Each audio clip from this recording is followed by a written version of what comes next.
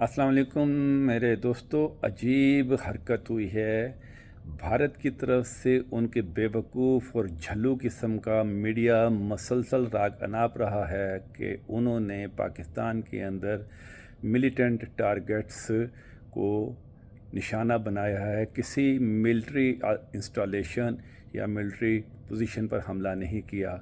अरे बेवकूफ़ लालो, ये हमला तुमने कैसे किया? क्या फूंक मार कर किया? जी नहीं, आपके फ़िज़ाइया, भारत की फ़िज़ाइया इसमें शामिल हुई। ड्रोन और राफेल तैयारे उड़े और उन्होंने मिसाइल बरसाए।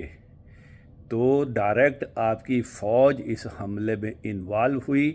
और जहाँ तक आपका ये कहना है कि ये मिलिट्री इंस्टॉलेशन ही दहशतगर्दों के ठिकाने हैं, तो भाई इस तरह तो इंडिया की चाहे वो पार्लियामेंट हो, चाहे वज़ीर आज़म हाउस हो, और चाहे वो रा का दफ्तर हो, CIA का दफ्तर हो, या किसी भी इंटेलिजेंस अदारे का दफ्तर हो, जहाँ जहाँ पर भी बैठकर पाकिस्तान के पख्तूनख्वा, खैबर पख्तूनख्वा में और बलूचिस्तान के अंदर प्लानिंग की जाती हैं, वहाँ पे दहशत गर्दों को उकसाया जाता है, फंडिंग फराहम की जाती है, तो फिर तो वो तमाम की तमाम जगह दहशत गर्दी के ठिकाने हुए।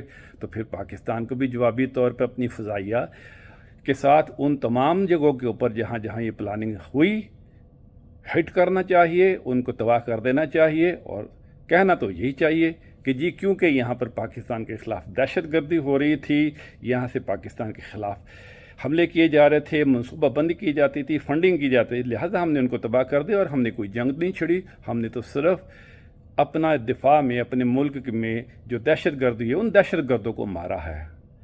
जी नहीं किबला, आपने जंग शुरू की है।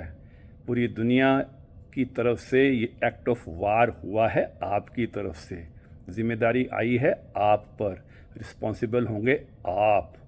देखना अब सिर्फ ये है कि क्या पाकिस्तान जवाबी तौर के ऊपर जिस तरह आपने वाकई दिलेरी का मुजाहरा किया है, बॉर्डर पार कर लिया है, पूरी दुनिया आज जिस आलम में है उसके अंदर जर्मी कॉर्बिन जैसे बदमाश सहाफ़ियों को ख़रीद कर, BBC जैसे, और इसी तरह अमेरिका के नायब सदर को ख़रीद कर जो आपने बातें की हैं और जिस ठिकाने के ऊपर आप चले हैं, तो अब देखना हमको ये है कि पाकिस्तान इसका जवाब और मौसर जवाब कैसे देता है और फिर ये आगे मामला कैसे चलता है।